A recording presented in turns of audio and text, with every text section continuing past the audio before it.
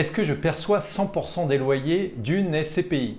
Alors déjà, vous percevez la quote-part de votre investissement dans une SCPI. Ça, c'est le premier élément.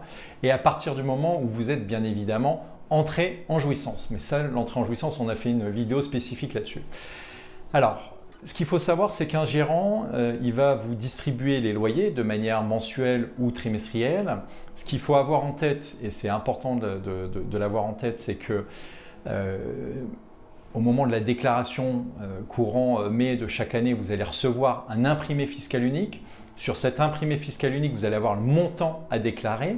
Et parfois, ce montant n'est pas égal à ce que vous avez touché. Alors ça, c'est une question qu'on peut avoir de la part de nos clients qui vont nous dire « mais pourquoi j'ai à déclarer plus que ce que j'ai touché ?» Eh bien, c'est un élément qu'il faut avoir en tête, c'est qu'une SCPI, elle peut décider de mettre des réserves de côté, ce qu'on appelle le report à nouveau. Et donc, vous serez quand même fiscalisé sur le résultat de la SCPI, mais pas sur ce que vous avez touché. Alors, vous allez me dire, c'est un peu, comment dire, inéquitable, etc.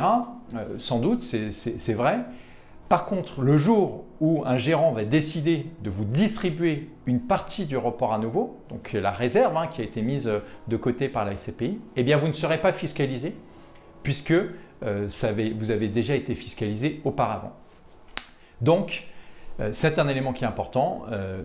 Il n'y a que certaines SCPI qui décident de distribuer exactement 100% du résultat, 100% du résultat des loyers.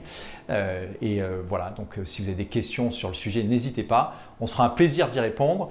Et puis, si vous avez des remarques, pareil, on est toujours très preneur. Et n'hésitez pas à télécharger notre guide des SCPI. À très vite sur meilleurscpi.com.